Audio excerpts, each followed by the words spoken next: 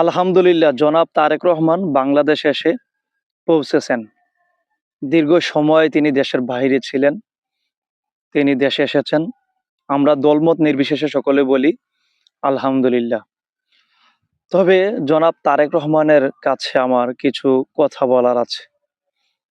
জানি না আমার এই কথাগুলা জনাব তারেক রহমান পর্যন্ত পৌঁছাবে কিনা।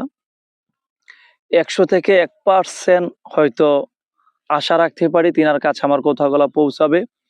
আর বাকি ৯৯%ই আমার কথাগুলা না পৌঁছানোর সম্ভাবনা। তবে তিনার কাছে পৌঁছানোর জন্য আমার এই কথাগুলা যেন তিনি শুনতে পারেন, এই ব্যবস্থা করার জন্য আপনারা সকলে আজকের এই ভিডিওটা শেয়ার করবেন। সকলেই শেয়ার করবেন। আপনার কাছে কথাগুলা ভালো লাগুক বা না লাগুক, পছন্দ করেন বা না করেন, আপনি আমাকে বন্ধু মনে করেন, শুভাকাঙ্ক্ষী মনে করেন, শত্রু মনে করেন বা এমনিতেই যা কিছু মনে করেন, তবে আজকে ভিডিওটা শেয়ার করবেন যদি ভিডিওটা শুনে থাকেন। ধরেন একটা শেয়ার করলেন। তো কথায় আসি, জনাব তারেক রহমানের কাছে আমার যে কথাগুলো বলার, আপনি আমাদের সকলের শ্রদ্ধেয় ব্যক্তি, প্রেসিডেন্ট শহীদ জিয়াউর রহমানের ছেলে। সেই হিসাবে আপনার প্রতি আমাদের অনেক ভালোবাসা আছে। শহীদ প্রেসিডেন্ট জিয়াউর রহমান আমাদের সকলের ভালোবাসার ব্যক্তি। তারপরে আপনি বেগম খালেদা জিয়ার পুত্র সন্তান, ছেলে। তিনার প্রতিও আমাদের যতটা শ্রদ্ধা ভালোবাসা আছে, আপনার প্রতিও আছে। আপনি একটা জিনিস ভাববেন যে আপনার কিন্তু এদেশে অনেক জনপ্রিয়তা আছে। একটা শ্রেণীর অনেক মানুষ কিন্তু এখনো আপনাকে ভালোবাসে, আপনাকে সমর্থন করে, আপনাকে রাজপথে দেখতে চায়, আপনাকে নিয়ে এদেশের প্রধানমন্ত্রীর স্বপ্ন দেখে। আর অনেক বড়সড় একটা ব্যাপার কিন্তু বিষয়টা।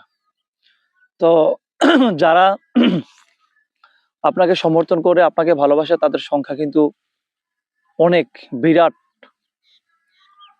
বড়সড় একটা সংখ্যার মানুষ আপনাকে ভালোবাসে। আপনার অনেক জনপ্রিয়তা, এক কথায় বলা যায় এদেশে আপনার অনেক জনপ্রিয়তা।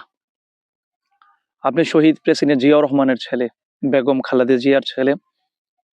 তা আপনার কাছে যে কথাগুলো বলার বা চাওয়া, আমার পক্ষ থেকে আমি কথাগুলো বলতেছি, যেহেতু আমি এদেশের একজন নাগরিক, আমারও কথা বলার অধিকার আছে। আমি এদেশের নাগরিক, এই কথা বলার রাইটস, অধিকার, অথরিটি আমার আছে। এই লাল সবুজের বুকে, এই মানচিত্রের বুকে, এই লাল সবুজের পতাকার বুকে আমি জন্ম নিয়েছি। তা আমি এদেশের নাগরিক, আমি কথা বলতেই পারি। তো আপনার কাছে যেটা চাওয়া পাওয়া, আমি ব্যক্তিগতভাবে বলতেছি, আপনি মানুষের পালস বুঝতে হবে। যেহেতু আপনি দীর্ঘ সময় দেশের বাইরে ছিলেন, বাইরে থেকে যে অভিজ্ঞতা অর্জন করছেন, দেশে আসলে আরো অনেক অভিজ্ঞতা অর্জন করবেন আশা করি। আপনি মানুষের পালস বুঝে, এদেশের মানুষ যেটা খাবে, আপনি অবশ্যই এখন বুঝতেছেন। আপনি অনেক জ্ঞানী আমাদের থেকে। আপনি বুঝেন যে এদেশের মানুষের পালস কি, এদেশের মানুষ কি খায়, মানুষ কোন বিষয়টা পছন্দ করে, কোন ধারার রাজনীতি পছন্দ করে।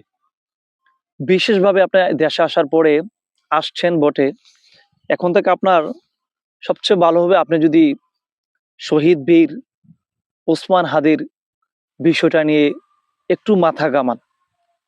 শহীদ বীর শরীফ ওসমান হাদির বিষয়গুলো যদি একটু নজরে রাখেন, এই বিষয়টা নিয়ে যদি একটু ঘাটাঘাটি করেন, তার আসামিদেরকে গ্রেফতার করার জন্য যদি একটু উছিলা হতে পারেন, তার বিষয় নিয়ে যদি একটু গুরুত্ব দেন, তখন আপনার জনপ্রিয়তা কিন্তু আরো বাড়বে। মানুষ বিষয়টা পজিটিভ নেবে।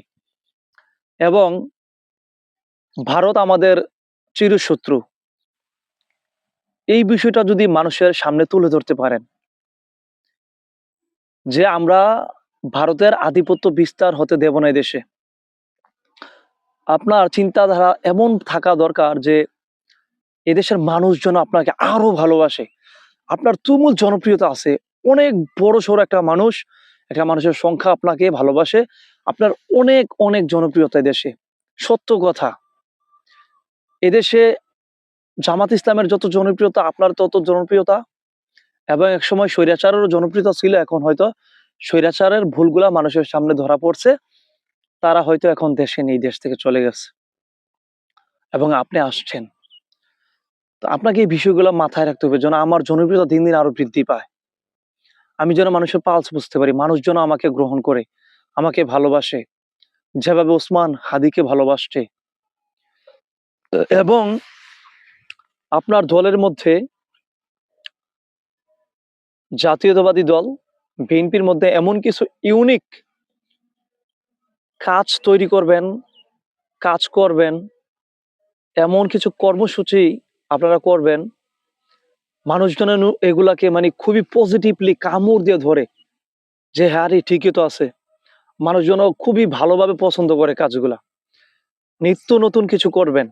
মানে আপনি আসার পরে যে দেশের পরিবর্তনের জন্য আপনি কাজ করতেছেন, বিএনপির দলের মধ্যে অনেক কিছু পরিবর্তন করতেছেন, অনেক আধুনিকতার ছোঁয়ায় অনেক কিছু করতেছেন, অনেক নিত্য নতুন কিছু করতেছেন। মানে দলের রীতিনীতি কালচার সবকিছু যেন একটা পরিবর্তন হয়ে যায়, সবকিছুর মধ্যে যেন একটা পরিবর্তন আসে, মানুষ যেন সবকিছু ভালোবাসে, মানুষ যেন বুঝতে পারে যে হ্যাঁ এটাই বুঝি শহীদ প্রেসিডেন্ট জিয়াউর রহমানের সুযোগ্য সন্তান, আদর্শ সন্তান তারেক রহমান, এটাই বুঝি বেগম খালেদা জিয়ার সুযোগ্য পুত্র সন্তান, যোগ্য উত্তরসূরি, যোগ্য পুত্র সন্তান। মানুষজন এই বিষয়টা মুখে মুখে বলতে শুরু করে, চায়ের আড্ডা থেকে শুরু করে একেবারে হাই লেভেলের মানুষের কফি টেবিল পর্যন্ত আন্তর্জাতিক পর্যায়ে যেন আপনার একটা সারা পড়ে যে তারেক রহমান দেশে গেছেন, প্রত্যাবর্তন হয়েছে তিনি দেশে গিয়ে আলোড়ন সৃষ্টি করেছেন, নতুন কিছু দেশকে জাতিকে দিতেছেন,